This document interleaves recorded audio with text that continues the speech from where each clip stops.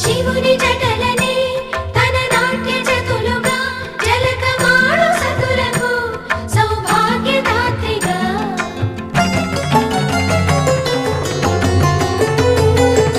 గండాలను పాపాలను కడిగివేయగా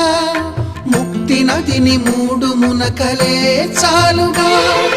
జలది వెనతలకు పోసె జనని గంగా భవాని ఆమె అండ మంచుకొండ వాడని సిగపూదండ గంగోత్రి